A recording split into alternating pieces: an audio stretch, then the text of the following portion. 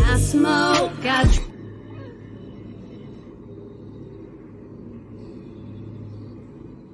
drink, I do my thing. These bitches hating, so you know I got to make it plain.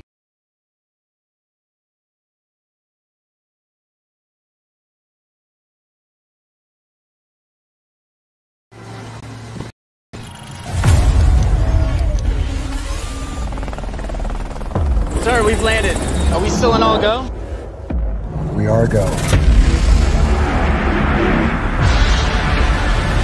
We're dropping a secret team of robots into a country that we're not supposed to be in. It got serious the moment was thought up. Hey! Stand up! You're all gone, or I'll kill you!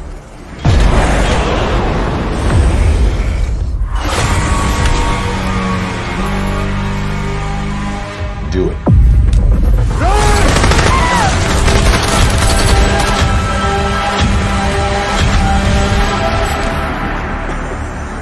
These people have seen everything. Take them all down. No witnesses. Oh, shit!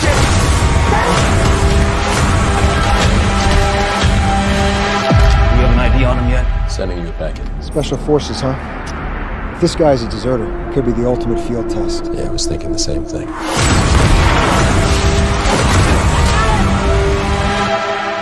She's a doctor. They're all doctors. They're here on a good cause mission. Come on, man. Okay, you're scaring her. You're scaring me. I'm scared.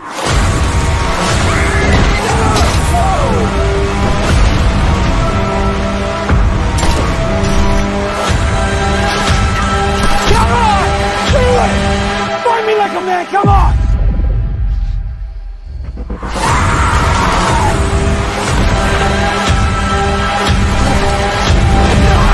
You were made by humans to afflict death! You were made by humans. We're different! I'm a man, I have life! You're a machine!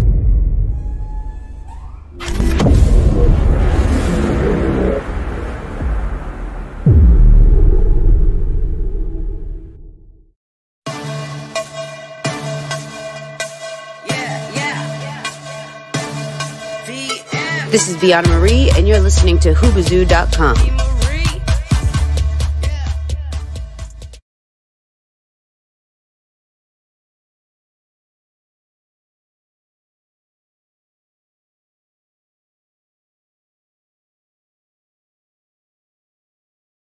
Can you dig it? Can you dig it? Can you dig it?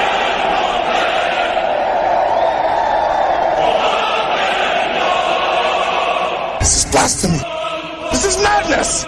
This is the booth.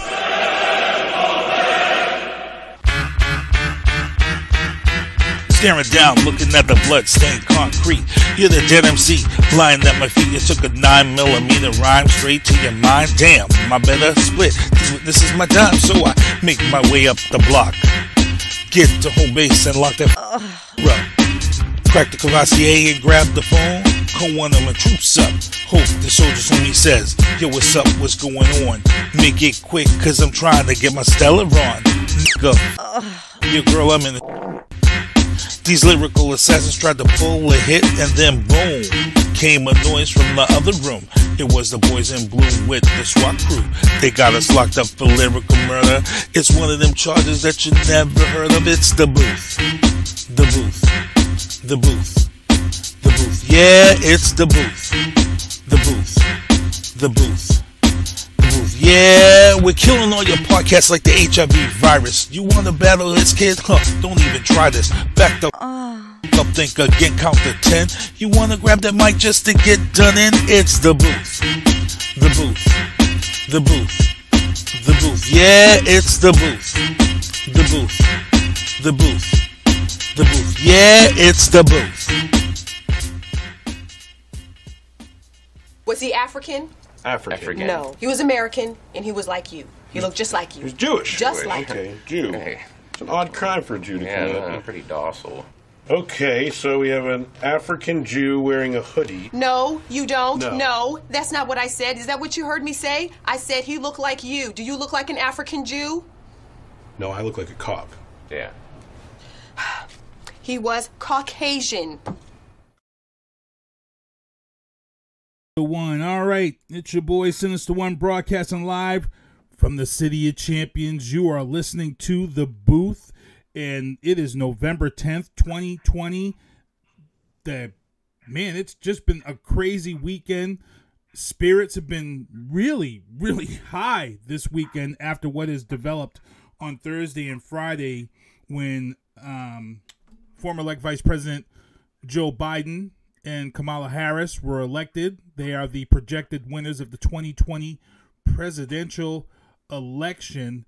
And the funny thing is we knew what we needed to do here in this country. And before I get into this, I gotta just give some thanks real quick because I'm gonna go on a tangent here, and I know I'm gonna forget, and I don't want to ruin it and mess it up. So I got Michael Douglas Barreto, one of my sponsors, MDB Electronics. If you need your controller fixed for your Xbox or your PlayStation, check them out, MDB Electronics. I also got to thank my special guest from last week, Attorney Kenneth Diesenhof, Ken Diesel, U.S. retired Army Colonel, JAG Officer Robert Resnick, R-squared. And as you guys can see with me right now, to my left is actor and writer, and he's done a lot of stuff, Kenyon Glover. He's on tonight to talk about his Faith and Focused clothing line, and he's got a new book out called The Rebirth and Resurrection of a New Man. We're going to talk about his history. He's kind of like a Booth alum.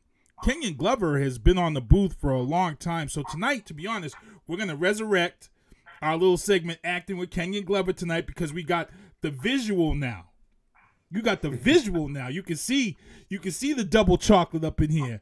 Instead of just listening to the voices on the radio, you got the double chocolate up in here holding it down. We got a lot of stuff I'm going to talk about, but let me just get back to what I was going to say before we get into this show tonight. President-elect Joe Biden and Kamala Harris took the election with the projected amount of votes, took the victory from Donald Trump, so Donald Trump will now be a one-term president. So all this talk and all this bad-mouthing of Obama and being the best president, we got the Trump card right now, and it's funny that we have what you call the Trump card when you can say Obama was a two-term president, Trump was a one-term, and that cancels out any debate as to who was the best president or who was the better president, number one.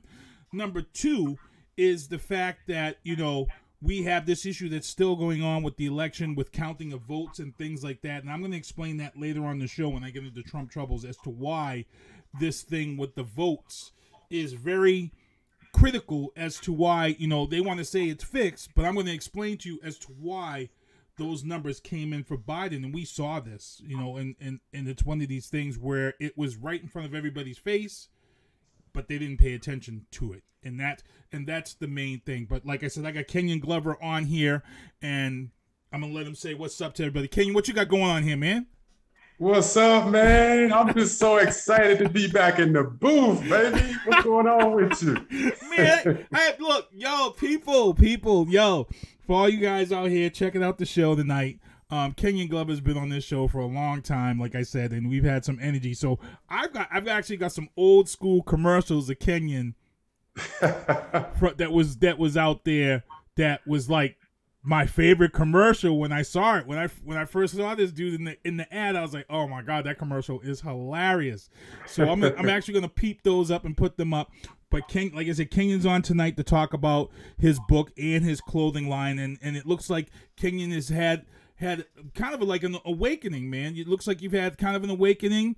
You found a little bit of your spiritual self. I follow you on Twitter. I follow you on Facebook and stuff. And, both of us, we were going through some rough times a few years ago. Yeah. You want to talk to people about that and let them know, and if this is what led into your book? Yeah, man, I was really hit some dark moments, man. I fell back into a deep, deep depression, man. And just when I was seeing my way out of it, I fell right back in it because you know, unforeseen circumstances tend to happen to you and drag you back into that negative space, that negative mindset, man. And I was like, you know what? I got to make a change, man. Something's got to change. I can't keep, you know, getting out and falling back in, getting out and falling back in. So I was like, you know what? I got to go all in with God, man. I got to go all in with Christ, giving him my life and letting him direct my path, man. Because I was trying to control my own destiny. And that's when you mess up, when you try to control your own path and kind of leave God out of the mix. You know, life is going to frustrate you, man. So I was like, you know what? I'm all in this time, Lord. You know, have your way with me, do your will, let your will be done with my life. And you know what? It's been a lot better, man. Things have been looking up, and that's how it led to my book, man. I just started writing, and God gave me the vision to write this book. I started writing this book, man, and next thing you know, words was just flowing. God was giving me the words to say, and I was just writing it down, man, as the days went on. And the next thing you know, what I was writing down turned out to be a book. You know, I'm praying it be a bestseller. I'm praying this book change people's lives. It inspires people, motivates people, man. So that's how it all came about, man. I just had to make a change, man. And God spoke to me and said, okay, this is your time. Let's do it. Let's make it happen. And it's funny because God does tell you things at the weirdest times and comes when you need it. Because I know when I was going through some stuff, you know, I'm not gonna lie, when I was going through some stuff with a divorce and some stuff with my mom being sick, there was some stuff with my mom when I was taking care of her and her health was bad. You know, my trust, my belief in God, I'm not gonna lie, it was tested. It was real close to the point where I was like, oh, I'm done with this. You know, I was like, I was seeing the people getting everything that they wanted that didn't deserve it. And I was like, I felt like, man, how you put me through this struggle while this dude over here is grimy and prospering. And I'm like, there's got to be a reason. You know what? And I went on Facebook. I posted it on Facebook, and I think you were one of the few people who was like, look, there's a plan for all of us. And I remember it was you and maybe a few others was like, don't give up. He's there. And I forget, there was something that happened after my mom had passed, and I realized it was actually on the day that my mom passed, and I realized that you know what, there is that higher power, and he is with us. And what it was my mom passed away. My mom got sick. She had a disease that she battled, stiff persons, for a long time. She fought it for 6 years straight. But my mom, when she passed away on October 31st, Halloween. And for anybody who knows me and knows my mom was a big horror movie fan when we was growing up. She dragged me and my brother when we was little off to all these crazy horror movies. My mom believed in ghosts and spirits and everything. Halloween was her favorite holiday and everything. Not only did my mom pass away on Halloween, but my grandmother had passed away on Halloween, which is the mother of my dad. And my grandmother and my mom, they was very close. And when we were at the hospital and, you know, I got that call to go there to see my mother and they told me she wasn't going to make it, first thing my brother said was, man, it's Halloween. This is crazy. And then we went through the room and everybody that was there was family. And the last person that we called was my dad. And my mom passed away after talking to my dad. And even though that they were divorced and stuff, that was that last voice she heard, and she passed away. And that let me know that God's there. God is there, and God wants you there for the right times, and God will put you in places where you need to be. Don't worry about what everybody else got and what everybody else is doing, because eventually they're going to have to answer for that. Pay attention. They're eventually going to answer for that. You keep doing good, the good will come back around.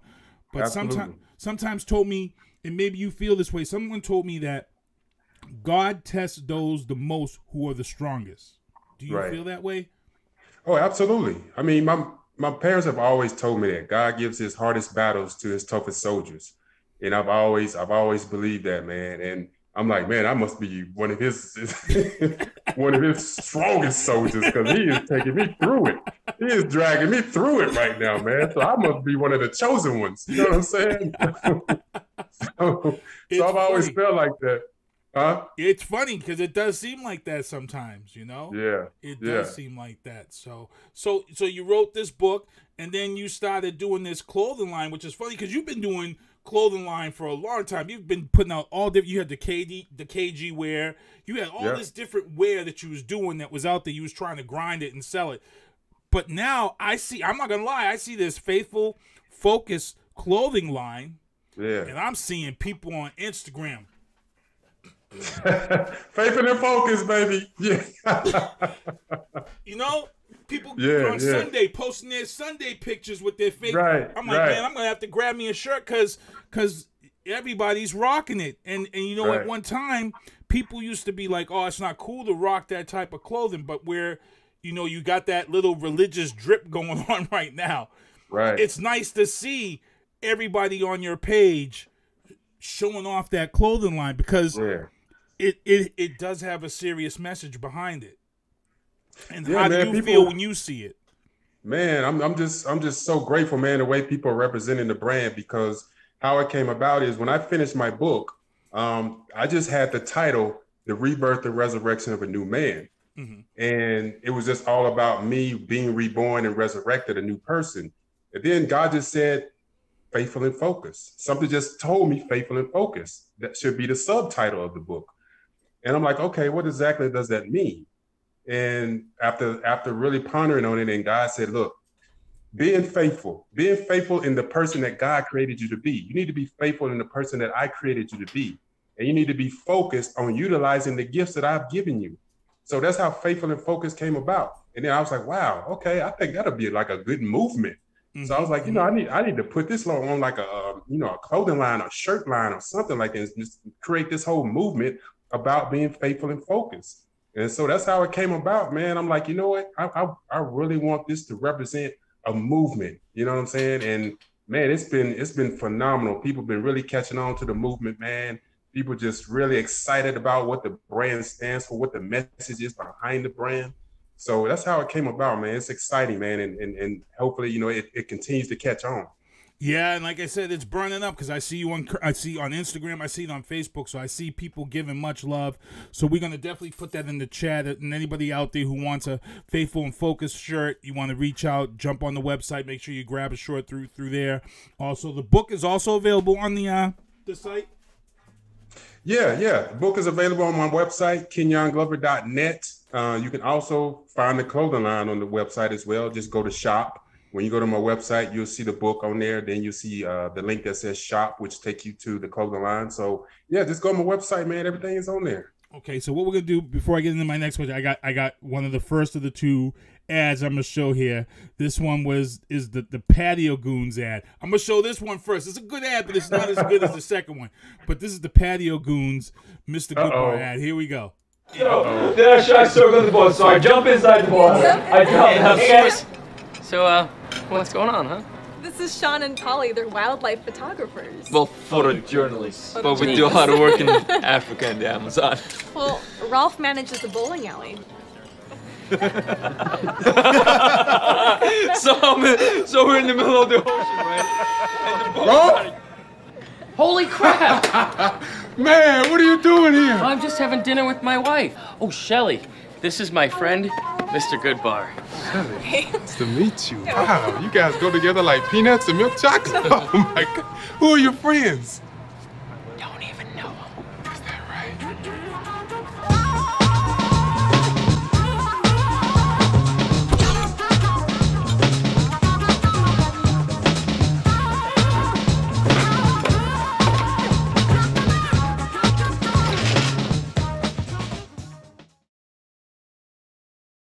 Man, oh man. And the one that, see, that the other one that I'm saving, that's my favorite. I really like this other one because it's my favorite, man. But even though you found your place with God, are you still trying to do the acting thing on the side? Are you still trying to get roles and things like that, or have you put that aside right now?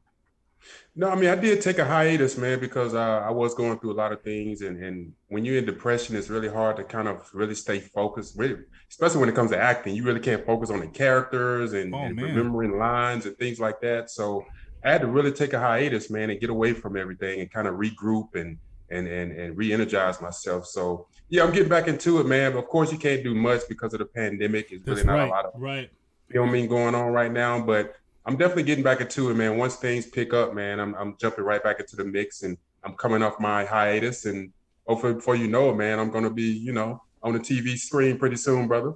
Nice. I'll be keeping an eye. I'll be waiting for you. And you were also, you want to let people know about your history in the NBA, and I want to know if you were able to follow and watch this season and your thoughts on this season. Yeah. I played overseas first in England, played for a short stint, and then I got picked up by the Milwaukee Bucks for a short stint until I had that career-ending knee injury, which pretty much ended my career at an early stage in my career. So that's a moment I always cherish. At least I can say I did make it to the NBA, even though it was short-lived, but I still made it. I grinded and hustled and fussed, and fought and all of that. So it was quite an experience I'll never forget. So have I watched this past season? I did watch it. I enjoyed it, man. I enjoyed the bubble. I really, really was excited the way they set it all up, man. They created that bubble. So, you know what I'm saying? Like giving the opportunity for the players to come back and continue the season and play. And even though they didn't have fans or whatnot, but it still was exciting, man. I enjoyed it. I enjoyed the whole experience. I'm excited about the Lakers. Well, the thing is, too, like you just mentioned, and we had talked about this on this show, me and a couple other guys, Matty C and some other sports guys. One of the things that we noticed with the bubble, and I found that made me as an NBA fan, because a lot of people, they didn't like seeing it with no fans. The one thing I took in was that with no fans, there was no extra man to pump these teams up. So we saw this season, we saw so many overtimes. We saw a lot of games go down to the wire. We saw teams eliminated from the playoffs early that should have went the distance. And I think a lot of that played into not having those fans. Now it comes down to mano. It comes down to not making those, those errors. Because the Celtics could have went deep, but they made some errors that cost them in their playoff round. Yeah. So, did you also notice the same thing, seeing that, man, without these fans, there's really not much room for error. You got to come and play your A game every night. Yeah, because a lot of the players rely on the fans' energy, to pick them up and keep that energy going. And if they are down, that energy helps them to make a good comeback and to make it a good game. So it was definitely a different experience, not having the fans behind you yelling and cheering you on. It's just, I think for the players, it was quite an adjustment for a lot of them. They weren't really used to that kind of feel. You know what I'm saying? So I know it took a long time for, I think LeBron said, it took a long time for them to really get acclimated with that feeling of playing without people, without an audience. Because like I said, a lot of players rely on their fans' energy. And without that, man, it was very hard to kind of get into sync sometimes and really get into the game sometimes. So, I definitely understand, but I think it worked out pretty well. Yeah, it did. And they actually, as of today, I heard some breaking news that the NBA and the NBA Players Union have come to an agreement. So they will be starting another season of basketball. I haven't heard if they're going to take in the bubble yet again or maybe try to move it back to the arenas. But right now, where most of the cities and states are closing back up as we head into this second wave, and we've got the flu, I have a feeling that this NBA season is going to start in the bubble. I'm not sure if they're going to keep it in Florida, maybe move it to a different place. But I think if it ain't broke, don't just leave it where it is. Just everybody's comfortable. They know how it works down there. Give them some time to maybe go back home. But if they got to come back, just keep it in Florida. I think that's the way to go. The question now is, I didn't hear if it was going to be a full season or if it's going to be a 72 games. How many 72 games. Oh, it is 72 games. Okay. Yeah. All right. So, and I know because I know the NFL right now is talking some stuff. I'll be talking about that in the sports booth after the interview. It's one of these things where I was very happy to see the success of the NBA under the bubble. And one of the things that I was very proud of, and I really hit the NBA on, was the fact that, we as black people, we don't vote as much as we should in this election. And one of the things that had come out was that the NBA, only 10% of the players were registered voters. And I believe it was Alonzo Mourning. It was a couple of players who took that, they took that story to heart. And they got a lot of the players signed while they were there in the bubble. They made sure dudes got registered. And it was like 96% of the NBA players ended up being registered to vote. And that was a big deal because it made them kind of look like hypocrites when they were taking those games off, for Black Lives Matter and stuff. But to get in there and vote, and it looks like that there's a lot of things that got done as far as a business in the NBA. And for you, from that aspect, even with that short time you were in there, what do you see the positives of being in that situation with a bubble, with a team coming up? What does it do for that camaraderie, that respect for each other? Like here with the Celtics had a locker room that was divided after Kyrie left. One of the things that their coach said this year, at the end of this year, he said being in the bubble helped them to become a team. Right. Because they were forced to be in close quarters and learn to be family. Yeah. You were in that situation. Put yourself in that situation and kind of explain your thoughts on that and how that would feel. Yeah, I mean, being locked in a bubble with nowhere really to go, all you doing is being around each other pretty much every day, all day. Even other teams, even the other team, so you really kind of have no choice but to get to know each other in a real in-depth kind of way. You know what I'm saying? Like, It's not like, hey, what's up? See you later. It's like, hey, we sitting down, we talking, I'm really getting to know you. So I think it gave the players a lot of time to really get to know each other on a more personal level. Right. And really see how you really feeling about, what's going on in society or whatever the case may be, how you feeling about certain things, certain laws, certain policies, about this president or whatever's going on in the world, which was a lot to discuss with police brutality and injustice and things like that. It really gave the players a lot of time to think and get to know each other and bounce off each other ideas and things like that. So I think it was great. I think it really brings you closer together. You know what I'm saying? Which is going to help. It's going to do nothing but help you as teammates. When you get to know each other on that kind of level, it also raises your bar as far as teammate aspect goes. You know what I'm saying? Just learn how to enjoy each other, not just because you're teammates, just because you know each other so personal that, wow, I really like this dude, man. This dude is deep. He's intelligent. He's aware of what's going on. He's engaged. So I think it was a good thing, man. I think a lot of players really, like I said, probably became closer after this. I'm quite sure a lot of players became closer. And that was the benefit of all of that. Yeah, I have a feeling there are some guys who developed a ride or die mentality for some of their teammates and players. So, And before we stop talking about the NBA, I'll let you talk about, your Lakers took home that championship. A lot of people hating on LeBron and them winning, but my feeling was what did people kind of expect? We lost Kobe this year. And usually when a team loses someone of that stature, and things like that happen, like we had the Boston Marathon bombing, and 3 of our teams went right to the finals that year because they were so inspired. Losing Kobe was a big deal to the Lakers. And you can't downplay that. And for them to cap this season off with a championship victory, I think that's just the icing on the cake. Exactly. And easier to swallow that Kobe, passed away this year in that tragic helicopter crash. I just want to get your thoughts on that because I know we talked a lot about the Lakers when you was on the show.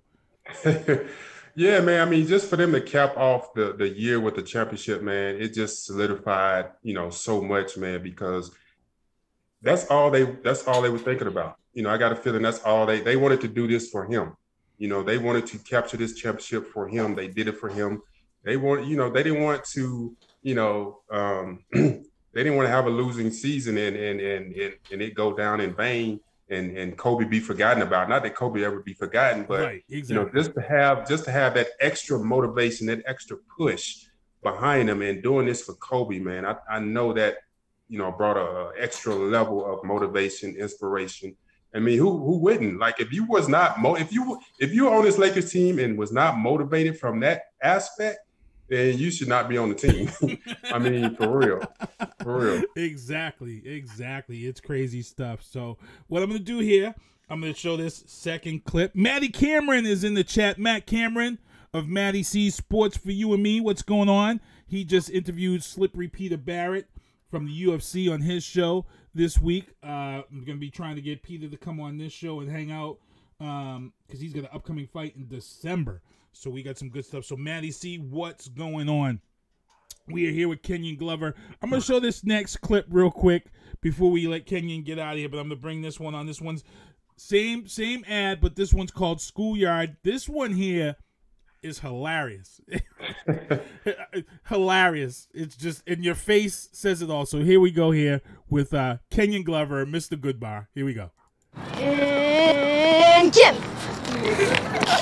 Get lost, Jimmy. Just because you're not playing does not mean you're not a player. Scott McGusky. Scott McGusky. Hey, you got any honeys you liking? Lisa, she's pretty fly. Word? Same name as my girl. Give me the ball, Jimmy.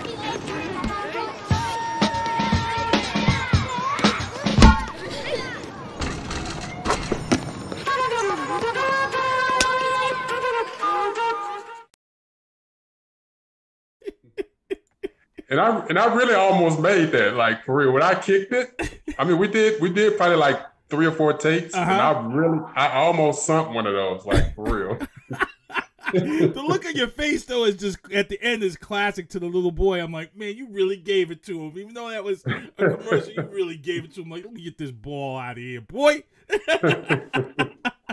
Good stuff, man. And you've done a lot of stuff over the years. And to be honest, I was actually upset with you because when Black Panther was being filmed, actually, I think the last time we had talked to you on this show was when they were announcing the filming of Black Panther, and I was hoping that you was going to get into that because they was looking for a lot of people in that film. And when you didn't end up, I was hurt. I was hurt. I was like, man, how did Kenyon not get in Black Panther? Right, exactly, man.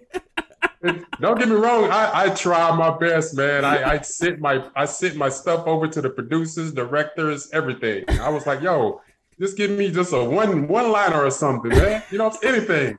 For real. Man, and I was hoping to see you pop up in another show. I was waiting to see you pop up in Luke Cage, which was on Netflix.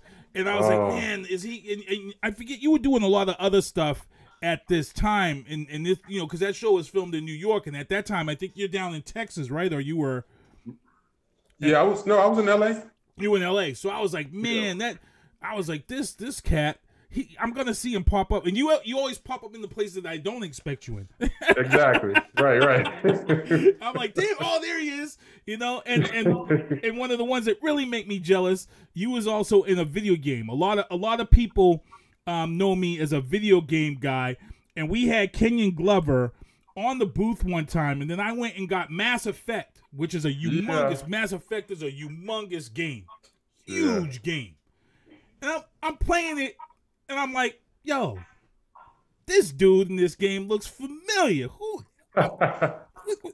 And I remember, I think I hit you up on Facebook or something. I'm like, yo, is that you in Mass Effect? He's like, yeah.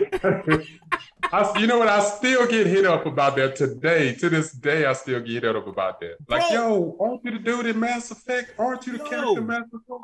I'm telling you Untapped, you need to hit the comic book convention circuit. Because I'm just telling you, the video gamers, man, they are faithful fans, man. They love you. Yeah. And I'll tell you, if you was just to set up a table at like a Comic-Con and put that Mass Effect and up there and do a little thing for, yo, I'm telling you, comic book and nerds, look, I'm a radio guy and I already know you, but if I didn't, I'm taking that $20, boom, and I'm taking my picture with you in Mass Effect. I'm like, oh, that's... Right. I was like, man, that's one thing I've always wanted to do in my life was be in a video game and be a major character, you know, and I love it. I got Diane Beeson. What's going on, Diane Beeson? She said Luke Cage was awesome. Matt Cameron, what's good, fellas? We're doing real good. Sitting here with my man Kenyon Glover. Now, we got a little segment here, Acting with Kenyon Glover, that we used to do. But I'm not going to get into that yet because I want to get into this. We talked about his clothing line, but I want to get back into this book a little bit more. I just want to talk about this book just a little bit more before we do the Acting Kenyon Glover and let him get out of here. This book, again, you said this. You wrote this at a time where it was dark. You were going through depression. And the writing was one of the things that helped you get out of this hole. Were there people that you also had to set up to help you come, you know what I'm saying? Because sometimes when people get into that deep depression, they don't want nobody to help. They don't want anybody to help them Was there someone there that you was able to just kind of reach out to and give you that line to stay on? You know what I'm saying? Was there anybody there, or did you just make sure you did this all on your own? You know what? It was all on my own, man. Once I got the writing, that release in itself, just by me writing, was all I really needed. You know what I'm saying? Like once I started writing, that was my outlet. That was my coping mechanism, you know, to deal with what I was going through. Right. And the more I wrote, the better I felt. So it was all on me, man. I was by myself. I was alone, doing it on my own, tackling my own inner demons, so to speak. You know what I'm saying? So right. it was a rough time, man. But you know what? I got through it, man. And like I said, I produced the bestseller. So, you know, I'm claiming it. Yeah. And like I said, the book is doing good.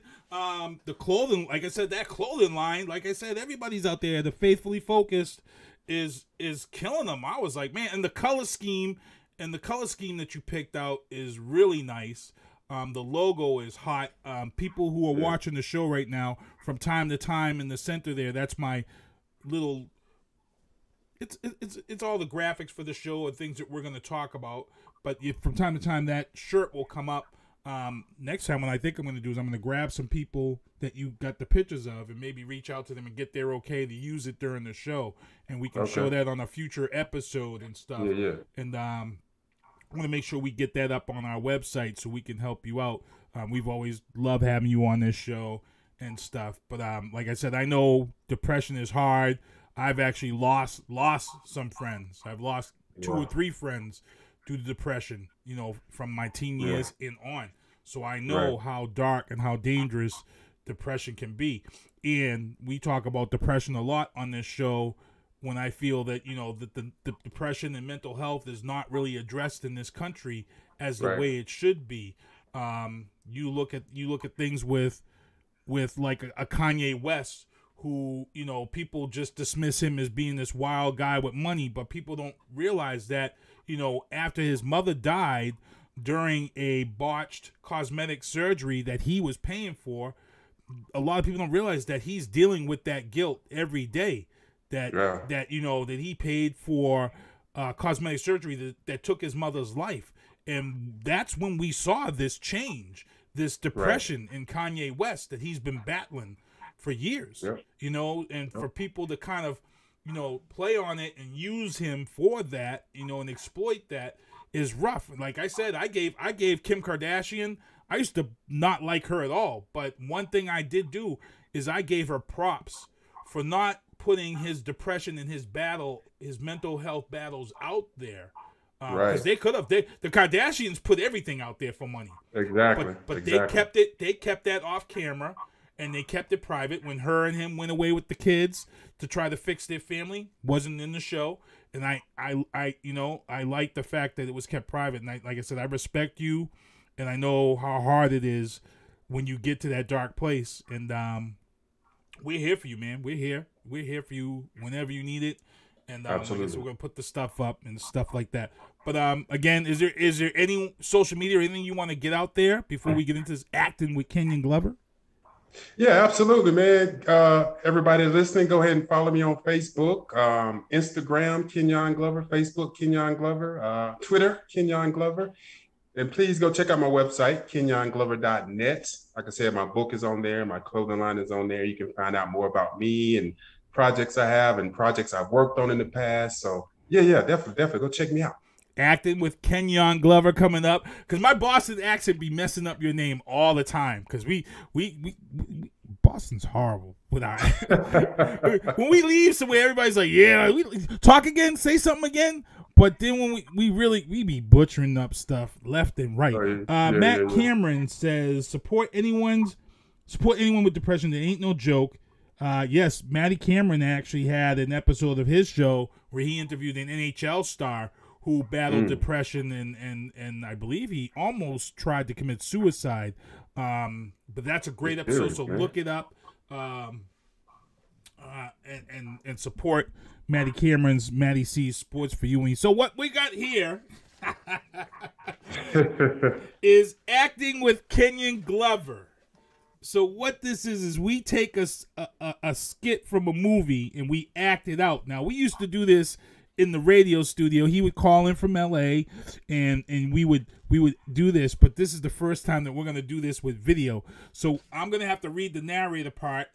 You'll be, of course, you can be the main star. You'll be Wesley Snipes. You'll be Nino Brown. Nino Brown, baby.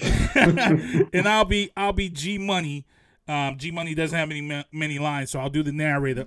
So let me just get ready here. Get into character. Get into your character. Get into my character. Let's go, G Money. You got to get into your Nino Brown. As you guys can see, if you guys aren't paying attention in the background, we got the Carter. Now we're gonna break this scene down because Nino is upset because everything has gone to hell. All because G Money has messed up this place behind me, the Carter, which was bringing him money.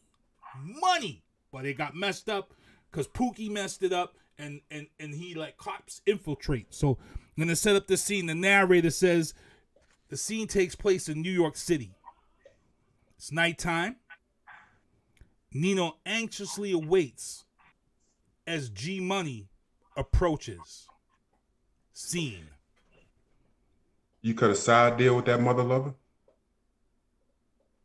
No. Yes, you did. Yes, you did, G.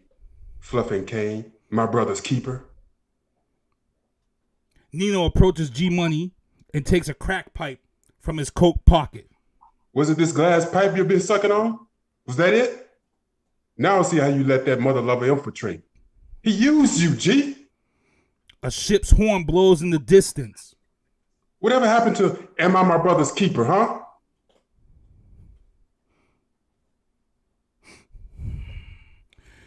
You know what happened to it. The world is mine. All mine. Remember that? Everything is mine. Even my woman. Is that what this is about? That fluffing skeezer? You think I give a fluff about her? Fluff that hoe. Which? I don't give a fluff about her. It ain't about her, man. It's about us. I love you, man. G Money goes in for a hug. Nino turns his back on G Money.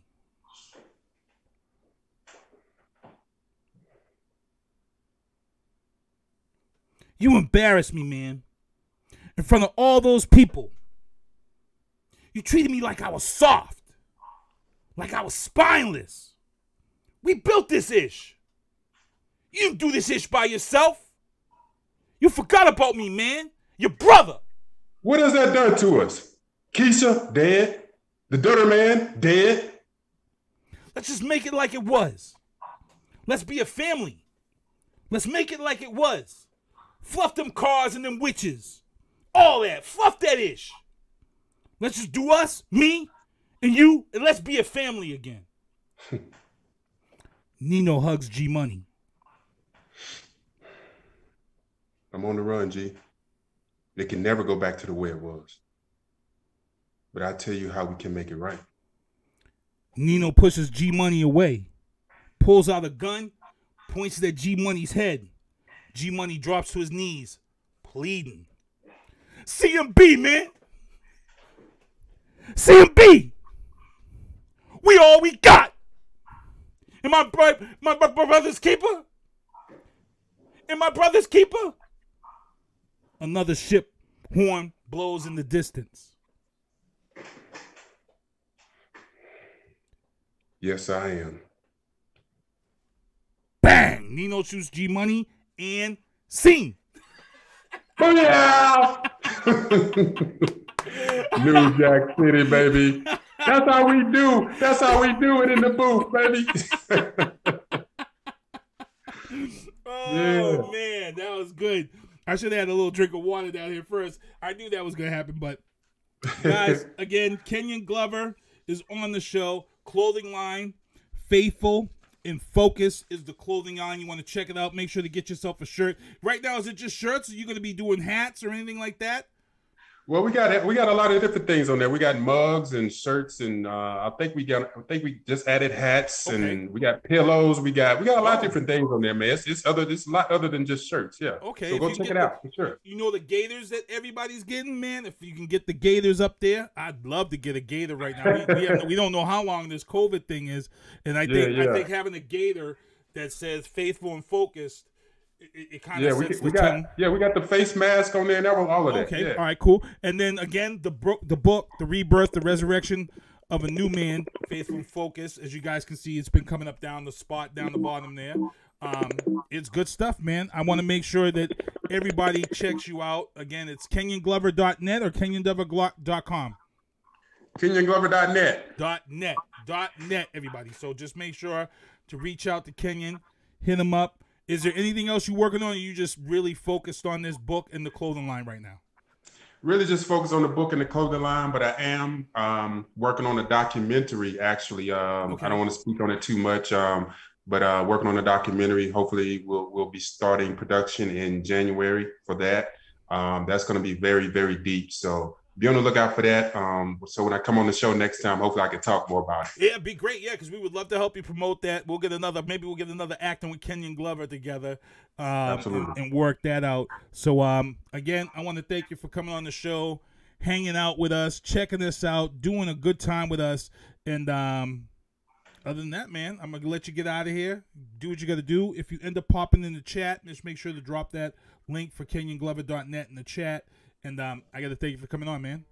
Hey, man, thanks for having me, man. It's always a pleasure, Keith. Always a pleasure being in the booth, baby. I love it. Take care, baby. Man, take care. Peace. All right, man. All right, that was Kenyon Glover here in the booth with me. He's all set, and we got to take care of business here in the booth. And good stuff, man. Good stuff. I am so happy to have him on with us. And I'm just going to get my screen looking right for you guys here. Boom. Get that back in here. Kenyon Glover on with us, and it is now 7:45, so I got to kind of blow through the show right now and get this done and get going, because it was a good interview. Good stuff, Kenyon Glover. Thank you for coming on the show with me tonight, acting with Kenyon Glover, doing the little New Jack City. Who would have thought that we would bang that out like that? You know what I'm saying? So on with the show, everybody. Let's get into the news booth. Didn't even feel it. Typical New Englanders. We did not even feel it. You know what I'm saying? We had a 3.4. You know, a few people was on Facebook talking about they felt this earthquake that happened the other morning. I didn't feel nothing. I was at Home Depot spending money. That's what I was doing, was spending money at Home Depot. I didn't feel the earth move under my feet. Nope, didn't feel it at all. I was too busy spending money. And you got a lot of people. You know what people was upset about? They actually had to go down to New Bedford, and they had to actually help some people in the system for whatever damages or whatever, I don't know, stuff they said fell off.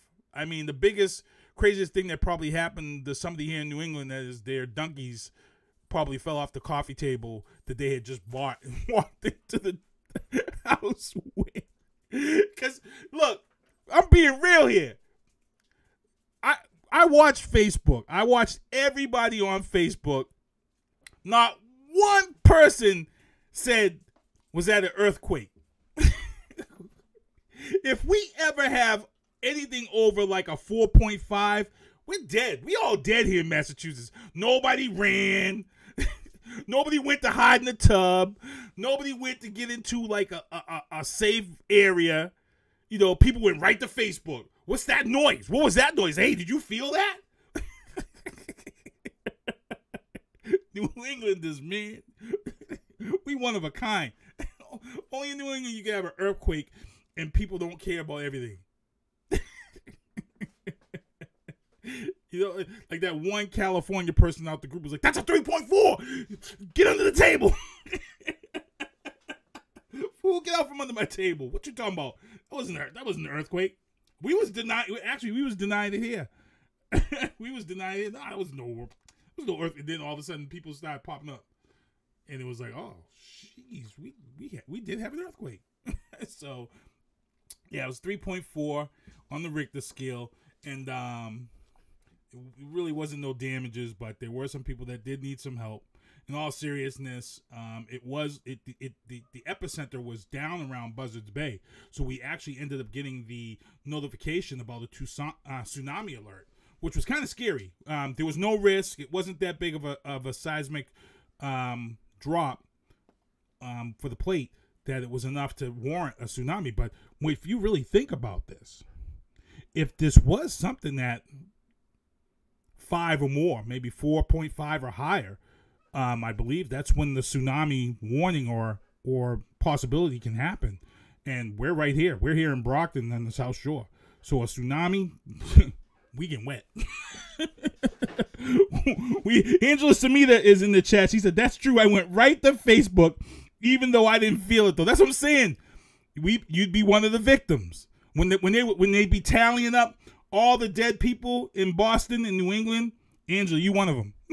Because you went right to Facebook before the house fell down.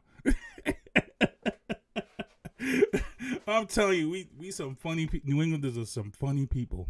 Some funny people. Moving on from the news booth, I got to get into the legal booth.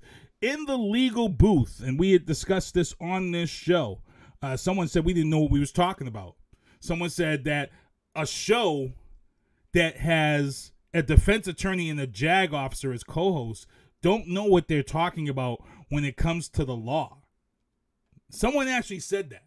And when we talked about Kyle Rittenhouse in Kenosha, Wisconsin, and that gun, we had people say, you don't know what you're talking about. He had every right to have that gun, blah, blah, blah, blah, blah, blah. No, he didn't. He didn't have every right to have the gun. And here's the sad part. The kid that gave him the gun, that bought the gun and gave him the gun to use, is looking at 25 years in prison. 25 years in prison for giving Kyle Rittenhouse. Wouldn't it be crazy if Kyle Rittenhouse gets off and this poor kid, just because he gave him the gun, he's the one that gets the book thrown at him? And this kid hung himself. He hung himself because he turned around when being questioned and he said that he actually bought the gun, gave the gun to Kyle, and then told Kyle that he shouldn't even have the gun. So not only did you buy the gun knowing that you shouldn't be buying the gun for him, then giving it to him and telling him he shouldn't have the gun, hence the reason why he's got a possibility of 25 years in jail for giving a minor a dangerous weapon. So for those of you who said we were wrong, we didn't know what we was talking about, we was right. We was right. Boom. So we'll see what happens. We're going to keep an eye on this story, and we are going to let people know exactly what's going to happen here, because it is serious. It is a serious case, and we don't want them to really sweep this under the rug. We want this to be done legally and handled the way it needs to be handled, and that's where I'm going to stay on that. So moving on into the entertainment booth, rest in peace, Alex Trebek. 80 years old. For those who don't remember, they announced that Alex Trebek had pancreatic cancer, and he actually announced this. It was about a year, maybe a year and a half ago when it was announced, and he actually fought. He actually did the shows still till this day, and I've actually got a clip from this past Monday night. It was either Monday or Friday night. But when Jeopardy came back on the air, the producers actually did a tribute for him, and it's very heartwarming and touching, and it's almost hard not to shed a tear. But here is the producers' tribute to Alex Trebek the night after he had passed away. Here we go. I'm Mike Richards, the executive producer of Jeopardy.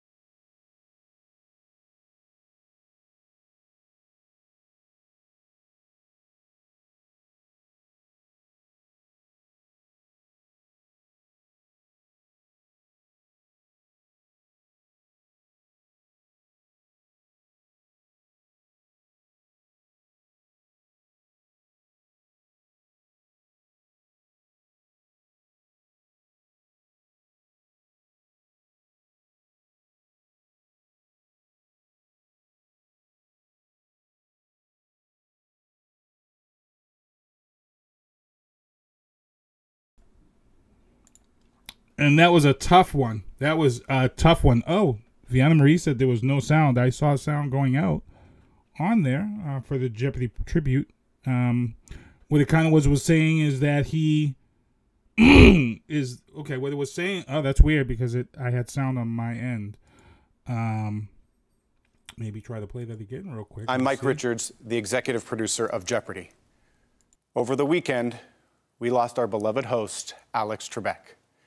This is an enormous loss for our staff and crew, for his family, and for his millions of fans. He loved this show and everything it stood for. In fact, he taped his final episodes less than 2 weeks ago.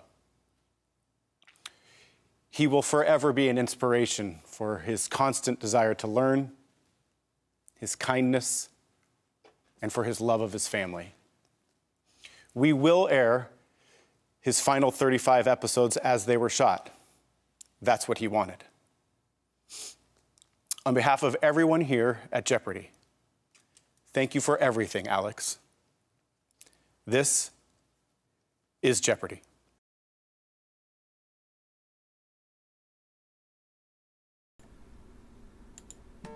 Tough watch. Real tough watch. To watch him, he almost was breaking up as he talked about Alex Trebek, and it's just sad, and I get it. It's a game show, and there's a lot of people out there who are like, it's not that big of it is a big deal. This man for 30-something years, he came on that show in 1984, and he's been the host of that show ever since. And Jeopardy has had some serious history, and now there is talks of who they are going to put in there to replace him. And the names are pretty up there. It's going to be real tough. So moving on, in the entertainment booth, if you're one of the lucky people who got yourselves an Xbox Series X delivered to your house today, I'm probably going to unfriend you. Probably going to unfriend you. As the next generation began today, people who pre-ordered their Xboxes started receiving them today and playing them today. And you know what? I don't want to talk anymore about this because I'm going to get choked up. So, for real, I beta tested Xbox. I've had an Xbox on every day of its release. Every day of its release, I've had my Xbox. And now I don't. And you guys have no idea. If you only knew how much hurt is going through this body right now. The hurt is astronomical. So also passing away right now. This was a tough one. It never fails. It never fails. On Tuesday we have these shows and somebody passes away. Tommy Heinsohn, Hall of Famer, a lot of years with the Celtics, championships. He was the color commentator for the Celtics. He passed away. He was, I want to say he was 80 years old, and he passed away. So Tommy Heinsohn, I want to say rest in peace. And it would have been nice for the Celtics to win one for you this upcoming season, but I don't know where we're going to be at. I know the NBA and the Players Union has announced that they will play this year. We will see. And I'm going to hope for the best. Hope that we do get to see these guys play another season. That's what I'm looking forward to. Moving on in the sports booth, we've got another big announcement here. Boom. In the sports booth, the New York Jets gave the Pats the win on Monday Night Football, 30-27. Patriots played 3 quarters of horrible ball. Horrible. It was bad. It was like a dumpster fire. And then fourth quarter, Patriots came back, and the Jets had the ball. They could have put the Patriots away, and the Jets, pick was thrown. Joe Flacco throws a pick on first down, 2 minutes to go in the game. Throws the pick. I don't even know who called that play. I don't even know if the offensive coordinator called that play, because if the offensive coordinator called that play on first down with 2 minutes to go, it was like 2:32, maybe 2:40. All you had to do was just run the clock out, and they would have beat the Patriots, and they didn't. Joe Flacco comes out first down. They go all the way down the field. He misses the wide open tight end on the left side of the field and tries to get it between two safeties, and it gets picked off. And then the Patriots march right down the field and kick a field goal. Nick Folk gets a walk-off field goal win. And the Patriots have now won their third game of the season, but I believe they play in Baltimore next week, so not much feeling good about that one. So Tampa Bay, they got Antonio Brown this weekend to play on Sunday night, and everybody had picked Tampa Bay to win the game. They were like, oh, they got Antonio Brown. This is going to be this. Nope. Spanked 38-3. The worst loss of Tom Brady's career happened on Sunday night. 38-3. Horrible. Now, here's the thing, people. When Tom Brady was here, Miami was his thorn in his side team. That was the team that no matter what the records were, Tom Brady split with the Dolphins every year. Now that he is in the NFC South, I already had said the Saints are going to be that team. That's the team that he's going to split with every season as long as Drew Brees is there, in my opinion. So we will see. But the Saints have now split with them. It's going to get real interesting.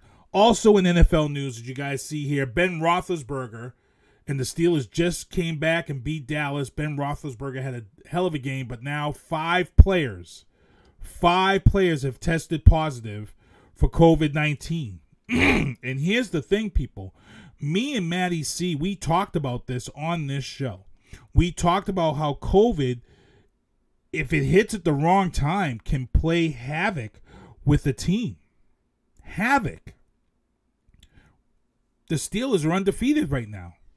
Undefeated. And now you have COVID-19, 5 players gone.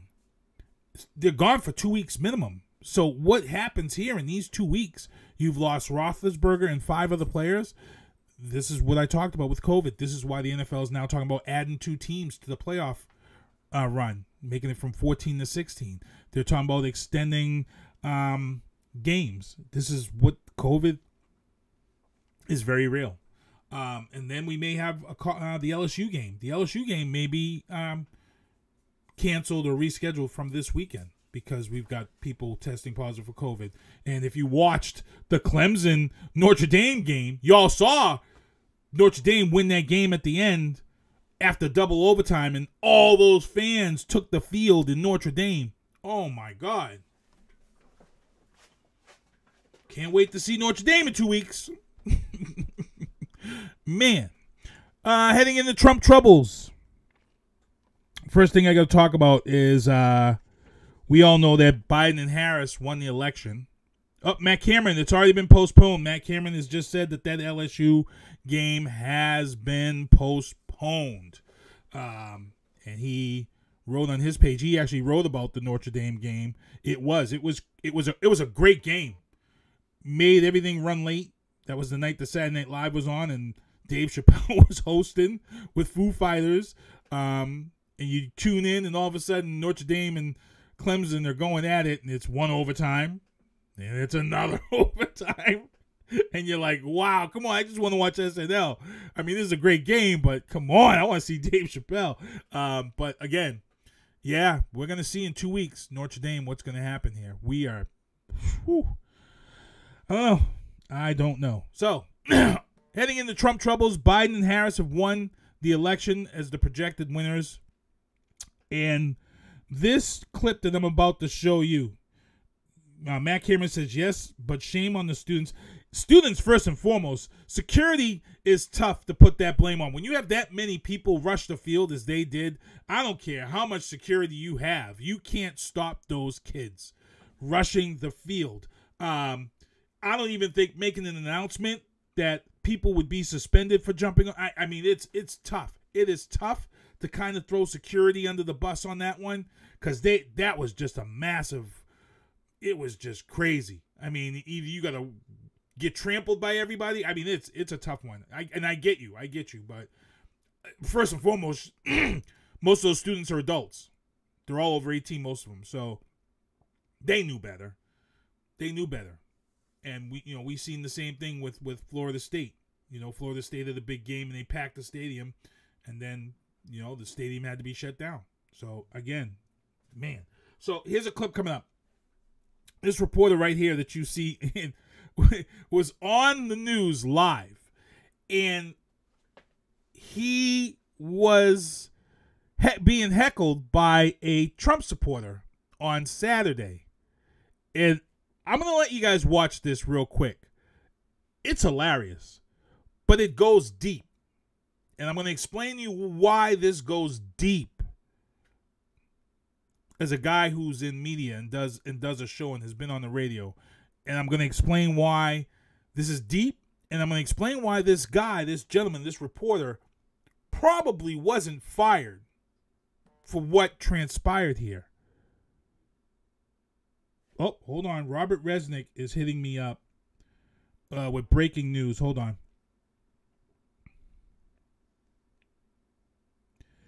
Oh, here we go. Breaking news, people. If you're all there watching, Robert Resnick just sent me a message and said, so they just proved that the postal worker who provided the statements of observing the voter fraud, remember the thing about putting papers up in the windows and this and that? He was making it up. He was lying.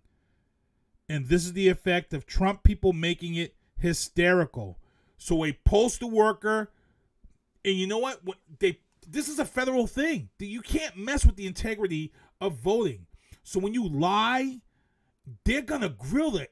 I'm going to say it. They're going to grill the shit out of you when you make allegations like that.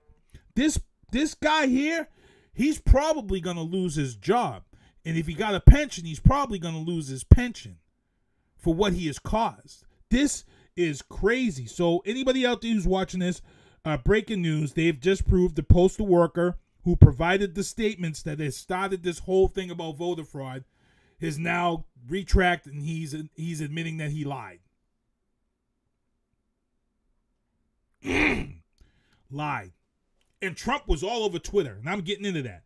Trump was all over Twitter with this fraud, this voter fraud, and I'm going to get into that. But here it is. I'm going to let you watch this clip, and then, Maddie Cameron, why you... We're going to let you watch this clip and check this out right here. I'm going to explain to you right after this. It's quick. Don't worry about it. President, we're doing this. We're looking. I know about. Yes, true news or fake news? Thumbs off. So here's the statement. Hey! Right there. So there he was. He's trying to do his job, and you got a big mouth Trump supporter in the background throwing around that fake news label, and he tells him, he just turns around and he tells him, F off. Biden won, F off. That hit home. That was deep for me.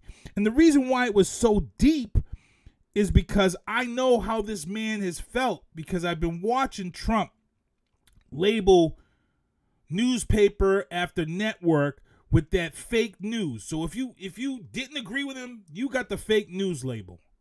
ABC for a while there was in good graces with him. ABC was. And then there was something that him and ABC didn't agree about. It was pretty much after Sean Spicer had left. And ABC got the fake news. CBS got the fake news. And then you all saw what happened with 60 Minutes. And he tried to take 60 Minutes and throw them under the bus in 60 Minutes. Let him have it. He didn't want that smoke. But he had everybody. Right up until this election, he had everybody labeled pretty much as fake news other than Fox and OAN. And OAN was his network. He paid for that network. That was his network. So that network's a joke. But the problem here was that with this gentleman telling that man in the background, F off, is because that fake news label was hurting the integrity of almost every reporter and everybody out there who does their job. And he by saying F off. He spoke for pretty much every reporter who was labeled with that fake news. He spoke for every reporter who was at the White House, and Trump belittled every last one of them if they questioned him or challenged him. Most of them were women. So that F off was huge. Huge. And I'm going to get even into that even deeper when we get into more of this Trump troubles, because how this guy felt and him calling this guy out is big. And I'm glad. I'm glad it happened. I'm glad he didn't lose his job. I'm glad. I am so happy with this. And you know what? It's big. It's huge. I'm so happy it happened. So moving on in the Trump troubles, and we're going to get into this story here with AG Barr. So he's now with this breaking news. Now with this breaking news, this don't mean crap. Barr authorizes federal prosecutors to investigate voter fraud allegations. But now with this news, there's no base. Now, one of the things that Barr did, the Attorney General did put out there, was he said that in order for them to investigate these allegations of voter fraud, we would need clear, precise, pretty much evidence that there was. You just can't go by hearsay of a postal employee. You know, there was words that Republican watchers, poll watchers, were not allowed into the buildings to be able to watch them count these votes, which was deemed as untrue. It was not right. So now with this breaking news, this story that I just put up there about Attorney General Barr is going to be, it's not what it's going to be. And we'll see, because what's going to happen here is they are going to try to find a way to have, Trump be able to fight this in court. The problem here is that they're not going to be able to fight this in court now, because their allegation is blown out of the water. You see what I'm saying? Blown out of the water. So I don't know. I don't know. I'm trying to figure out where they're going to go with this, what they're going to do with this. Moving on to my second Trump trouble. After they had announced this thing about investigating these allegations, the DOJ head of election crimes, he actually stepped down. Richard Plager. He actually resigned. And in his comments he gave, he had said that he was not going to berate his integrity, his honesty over this. He was done. I'm stepping down. Because he knew it was a farce. He knew it was BS. And it was a travesty that Trump and them, some of these people who support him, wanted to trample all over the votes. And I'm going to explain, when we get done with this Trump trouble, I'm going to explain a lot to people and how this works as far as voting goes, and these ballots that they claimed were this and they claimed was that. It's dangerous. It is dangerous that this was like this. And I don't know. I just wish, I really wish that we could get to the bottom of this, why Trump wants to consist on ruining America. Just do what you need to do, bro. Only got 3 months left. You're a lame duck. Lame duck. And on top of that, this week he fires Mark Esper. Now, we talked about Mark Esper on this show. Mark Esper was the Pentagon chief who accompanied Trump when he actually went on that little thing in the park, and he took the photo op with the upside down Bible, and they tear gassed those poor protesters, those poor people that were there, tear gassed them. And Mark Esper was there, and he shouldn't have been there. And Mark Esper came out weeks later and condemned what Trump had did, and Trump didn't like it. And it was to the point where Mark Esper was going to step down just prior to the Oklahoma rally. He was going to step down. And what happened was that Kylie McEnany talked him out of it. Said, no, you can't do that. That's going to hurt him. He's getting ready to do the Oklahoma rally, the start of his re-election run. And Mark Esper stayed. The word that I got from a good source is that Mark Esper actually had filed his resignation. And he was going to do that over the weekend. But they kept him from doing that. And it looks like what has happened now is that, they didn't allow him to resign like he would, because, of course, that would put egg on Trump's face, and they didn't let him resign, and then Trump turns around and fires him. Like, really? Really? Some ego. I don't get it. I'm glad he's gone, because he's the most unprofessional president that we've ever seen in our lifetime.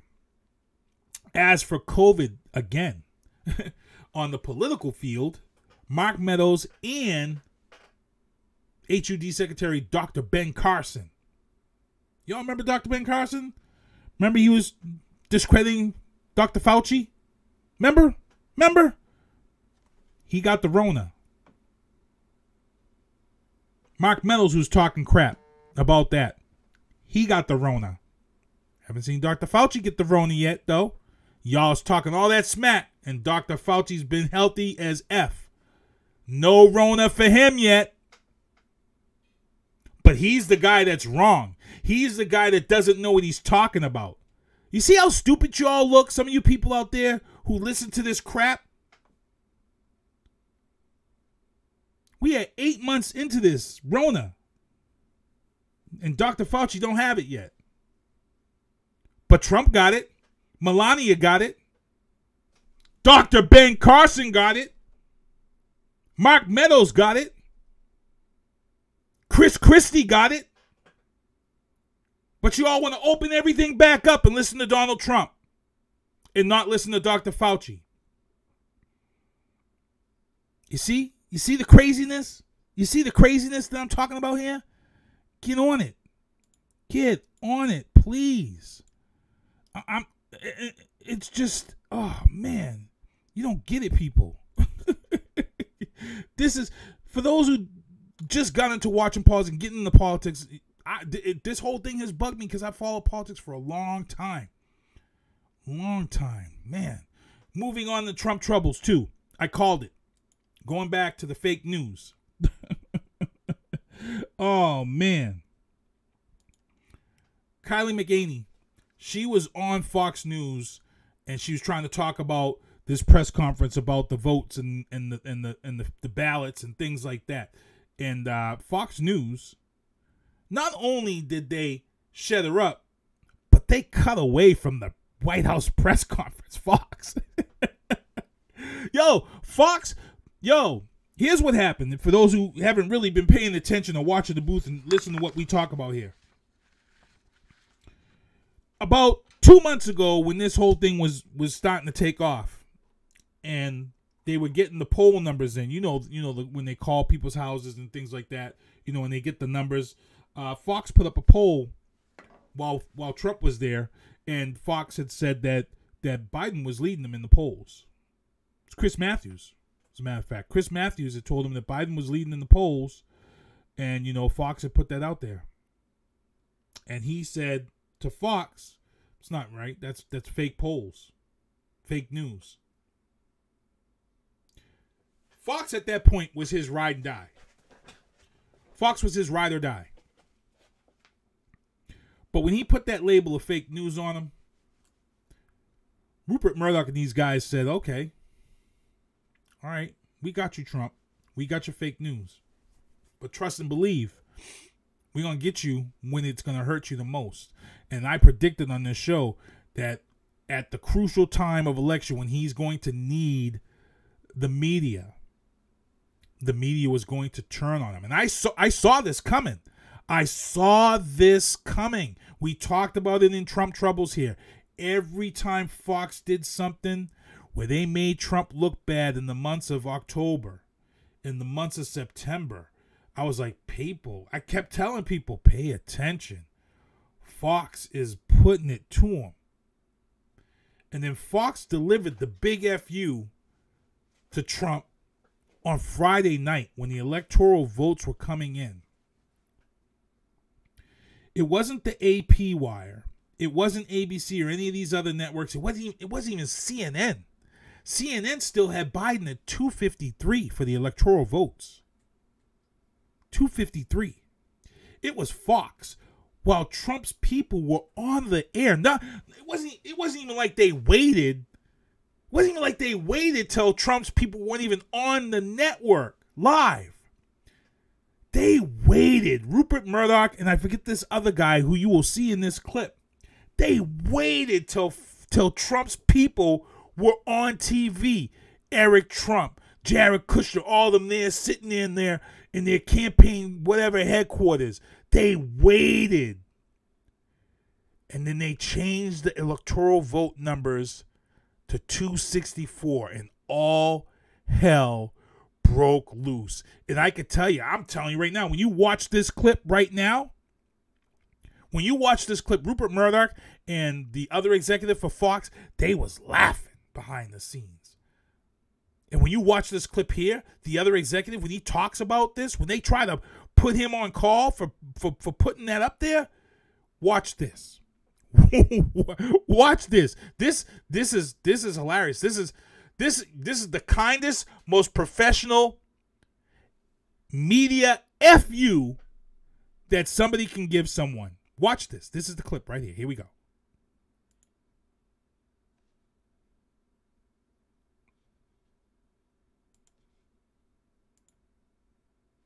Oh, what's going on here?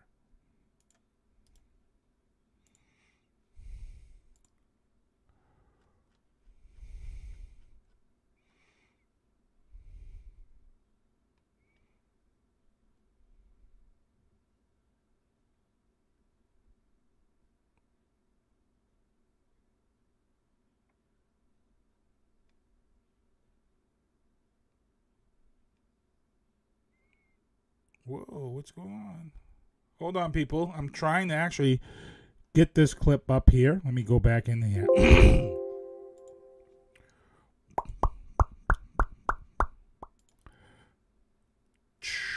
Actually trying to get this clip up here. Actually, it's not wanting to play. Hopefully, they didn't get rid of the clip. Hold on here. I'm working feverishly because this is a good clip. This is a really good clip, and it needs to be seen because it speaks volumes as to how Fox gave the big FU to President Donald Trump, former President Donald Trump, as we will say, is he's now becoming a lame duck president. He's on his way out, and right now he's giving them trouble. He doesn't want to give a smooth transition. So, guys, I got it. It's up. I'm going to actually play this right now. Here we go. Arizona, are you 100% sure of that call and when you made it, and why did you make it?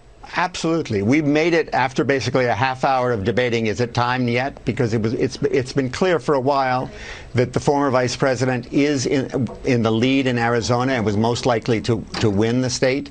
It has been in the category that we call knowable but not callable for about an hour. We finally called it. Right now, yes, there are some outstanding votes in Arizona. Most of them are coming from Maricopa, where Biden is currently in a very strong position. And many of them are mail-in votes, where we know from our Fox News voter analysis, Biden has an advantage. We don't know exactly how many mail-in votes there are. But what I think we've heard from the White House is that they are expecting to get that they need just to get 61% of the outstanding vote, and there are 870,000 outstanding votes, and they'll be getting that. That's not true. The reality is that they're likely to get only about 44% of the outstanding votes there are there. We're right now sitting on a race that is Biden at 53%, Trump at 46%. I'm sorry, the president is not going to be able to take over and win enough votes to eliminate that 7-point lead that the former vice president has.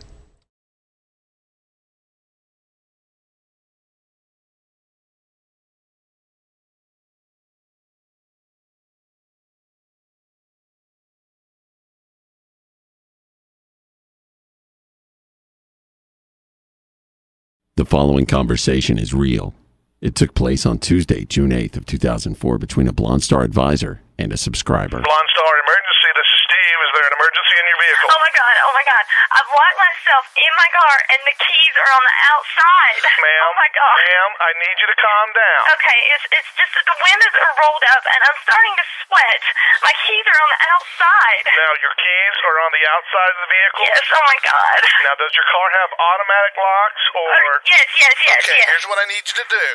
Take hold of the inside of your door handle there. Are you doing this? The shiny thing. Grab the shiny thing. Okay, I've got it. Okay, now give that a tug. Okay. Did it open? Yes, oh my god, thank you. Okay, now what is that noise? Oh, that's my door alarm. Yeah, but that only happens if the keys are in the ignition, hon. Oh my god. You know what? Your keys are actually in your ignition. Yes. Okay. Oh my god, thank you so much, Blonde Star. That's why we're here. Do you need anything else? Blonde Star. Always on, because you're always blonde. All right, we're back here in the booth, broadcasting live from the City of Champions. Why you always lying, Trump? You saw it right there, Fox. He said it's simply not true. Twice. And he said it with the... Did y'all see the smile in his face?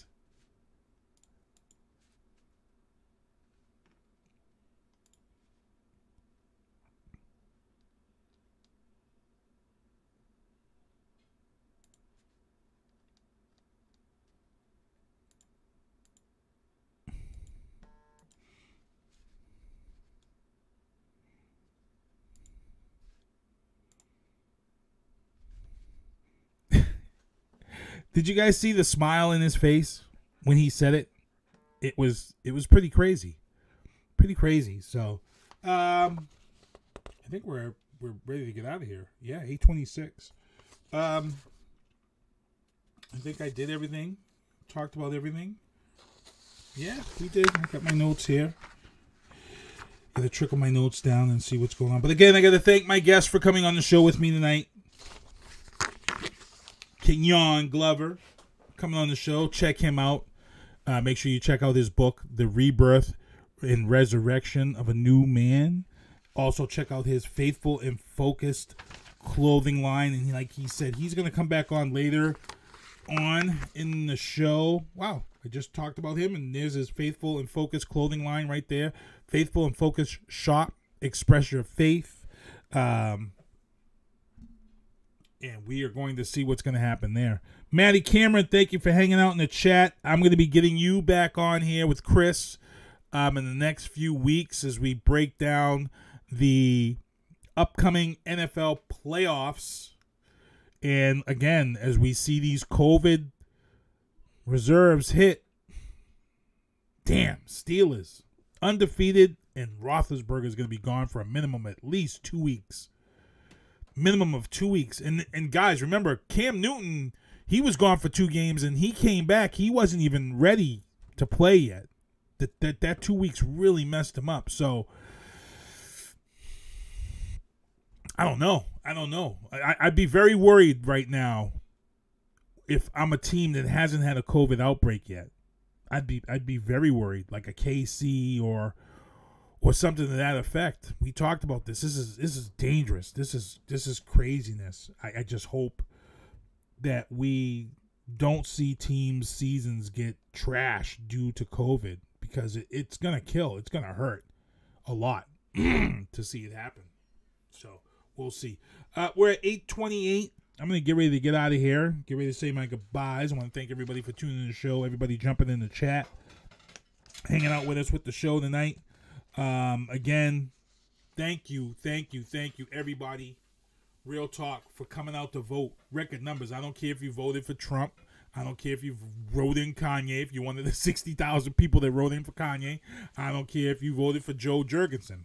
The fact that you got off your butt and voted either by mail or voted by in person, which is what I'm going to close out the show with, is my thoughts as to why Joe Biden won this election, and a prediction that I had made on this show before we close out. one of the predictions I made on this show, I talked about how Trump got into office through the silent majority, which was the, that white racist group of people. They were the silent majority that got Trump into office. And during these 4 years, when you watch what has gone down with Mark Esper and all of these military people, military has been very, very vocal for the first time in the history of a president. You've even seen it here with our very own Robert Resnick, who is a U.S. retired colonel, a JAG officer. You've seen it here in the 4 years that he's been on this show. During this time, he respected his commander-in-chief that first year. That second year, we started to see, he became a little bit more opinionated and talking. And then as things went on, he realized that I got to speak up. And Robert Resnick, you are one of the many guys who came out, who were in the military and took a chance. He even said to us early on that he had people calling him up and saying, man, what are you talking about on that show? You shouldn't be saying that. But by the third year of Trump's time in office, we saw more and more people be vocal in the military. There were just things that happened that they were not happy about. When the Admiral wrote the letter about COVID on his ship and Trump, ripped him apart and talked unprofessional about him, that inspired a lot of people on that ship to stick behind their admiral. Again, a majority of people who are in the service and are overseas deployed right now at this time, they vote by mail-in ballots, those in the military. So, one, I would like to see those numbers from those military people from overseas and abroad who mailed in their votes, their families who live on a base outside of this country who mailed in their votes. Those who filled out their mail-in votes when he, demeaned those soldiers who gave their lives and were buried in Paris. That struck a nerve with a lot of military guys. Like I said, the silent majority this time around is probably going to be the military. And not only was it the military, here's the thing, people. Trump went out and tweeted and said that this is how hypocritical he was before we get out of here. He turned around and he had said that these ballots are fraud, they're fixed, they're fake, they're illegal, blah, blah, blah. But then he turns around and he spent all weekend tweeting. Get this. Spent all weekend tweeting about the success and how happy he was that the House majority flipped to the GOP, the Republicans. Think about that for a second, people. Your sitting president who is accusing voter fraud in the legal ballots on one hand, and on the other hand, he is accepting the fact that the House flipped and the Republican GOP has taken over. His supporters and those Trump Americans who stand behind him said the same exact stuff. Well, at least we got this. But on the other hand, you're claiming that the votes are illegal and invalid. If that's the case, dumbasses, it's the same ballot. It's the same ballot. Everybody turned in the same ballot. So if you're not going to accept Biden winning the White House, then you shouldn't be accepting the Republicans taking the House over. Because they're illegal ballots. See how this works, people? See the stupidity that you've been putting up for 3 years that you don't want to realize? The hypocrisy. You see it? You see it now? Try to explain that. Try to fathom the hypocrisy and the craziness of just basic impossibleness. It's impossible to have this. And did everybody see everybody across the world celebrating the fact that Donald Trump is out of office? Zimbabwe, Paris, Germany, Italy, Spain. Everybody partying in the streets that Donald Trump is out of office.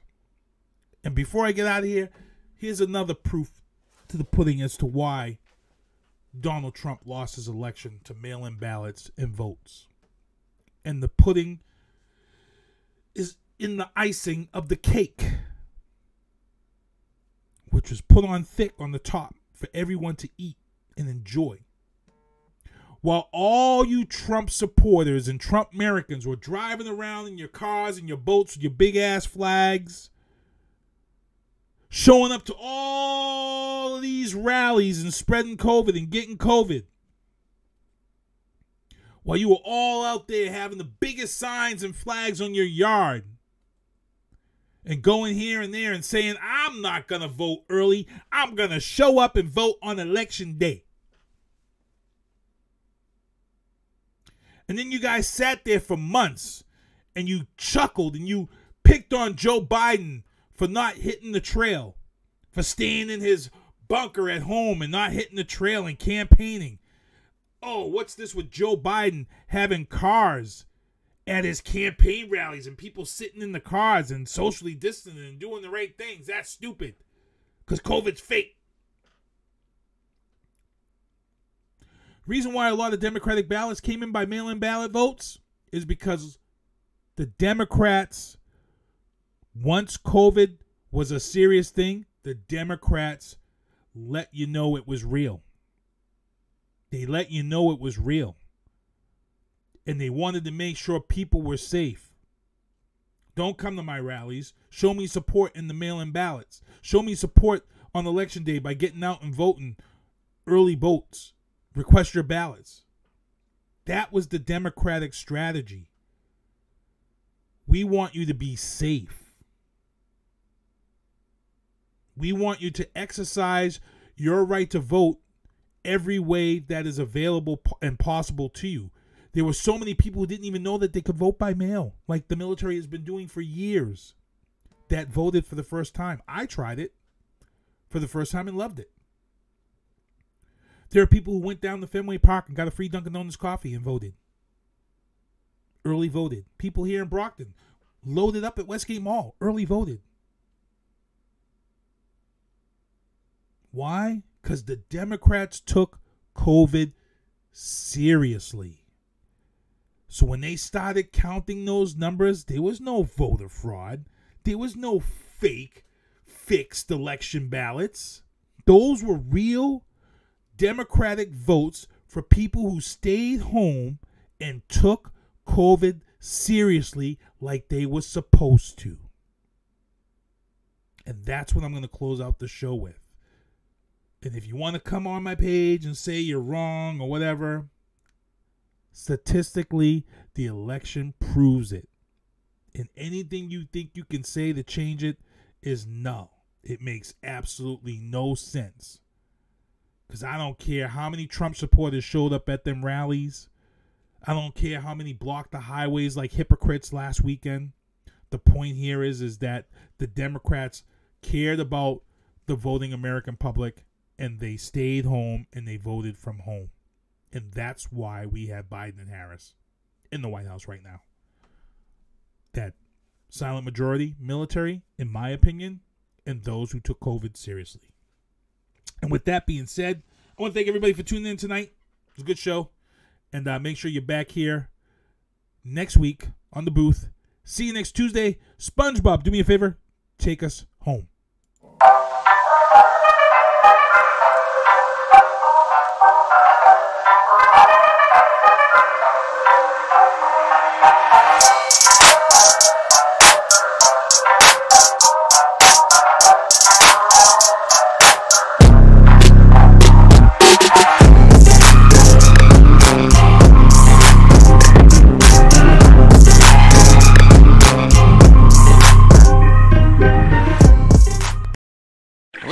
See you next Tuesday. Thank you for listening to The Booth on Hoobazoo and HatcherRadio.com. Please follow the Facebook page and subscribe to the podcast at Apple Podcast, iHeartRadio, and Spotify. The Booth is a Sinister One production hosted by Sinister One. I've got to start hanging out with friends that are a little more intelligent and understand politics and stuff. It's just that I'm up on this level up here, and all my friends are down here. Me, nah. You guys, nah. Maybe a little more down in here. Screw you guys, I'm going home.